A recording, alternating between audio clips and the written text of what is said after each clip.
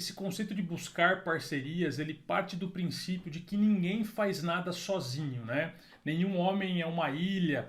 E a gente às vezes vê lá o empreendedor de sucesso numa capa de revista, ou o cara que deu uma entrevista, mas certamente existe toda uma equipe, todo um time, ou sócios, enfim, que estão por trás daquele conceito, daquela visibilidade. De forma que é super importante lembrar que ninguém faz nada sozinho. E a partir daí a gente começa a aprofundar nesse tema de você ir construindo, né? Costurando parcerias, construindo relacionamento com outras pessoas, porque sozinho fica muito mais difícil para você, né? Se você quer ir rápido, você pode até ir sozinho. Mas se você quer ir longe, é sempre bom ter alguém junto com você. E para ilustrar esse princípio, a gente vai trazer vários exemplos hoje aqui, mas um que para mim ilustra muito bem isso é a história do Roger Bannister. Talvez você já até ouviu essa história em algum momento, né? O Roger Bannister, lá na década de 50, ele era um corredor e ele foi a primeira pessoa, o primeiro corredor que conseguiu fazer uma milha, ou seja, 1.600 e poucos metros, abaixo de 4 minutos. Na época, todo mundo pensava que essa barreira ela era intransponível, era impossível alguém, um ser humano, fazer esse tempo de uma milha abaixo de 4 minutos. E geralmente se fala muito dessa história sobre o viés de, poxa, olha só como ele quebrou um paradigma, né? Tanto é que 3 anos depois já tinha uma dezena de outros corredores que fizeram a mesma marca, né?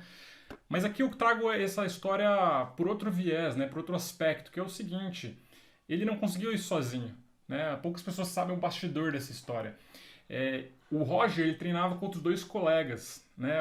Tanto o Chris Brasher quanto o Chris Chataway.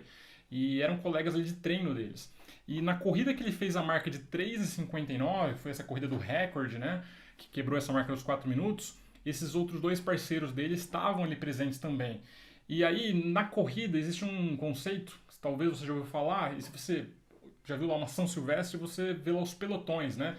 Sempre tem alguém que está à frente desse pelotão e essa pessoa ela está impondo o ritmo, dando o ritmo para aquele grupo. Essa pessoa sempre vai ser a que mais vai se desgastar, porque ela está ali quebrando ali a resistência, né, daquilo. E os outros estão indo naquele ritmo, eles acompanham. E nessa corrida dos 4 minutos, o Chris Brasher, né, ele liderou as 2 primeiras voltas, impondo um ritmo bastante acelerado. Na terceira volta ele não deu conta de manter. É difícil realmente você manter um ritmo como né, esse pacemaker, né, que é como eles chamam. E na terceira volta quem assumiu daí foi o Chris Chataway. Né, ele assumiu a terceira volta e o Roger foi acompanhando esses dois nesse processo. E daí na última volta, que é a volta ali definitiva, o Roger estava com um tempo muito bom por estar acompanhando esses dois e ele disparou. E foi nessa última volta que ele definiu aí, realmente ele foi capaz de fazer um tempo abaixo de 4 minutos. Então uma coisa que muita gente não percebe, de fato ele entrou para a história, ele é o cara citado nos livros porque ele fez esse tempo, o primeiro homem, né, que conseguiu abaixar esse tempo de 4 minutos, mas ele só foi capaz ali quase com um trabalho de time. Então esses outros dois que não aparecem na maioria das vezes quando eles contaram essa história, eles eles se doaram naquela prova para permitir esse resultado do Roger.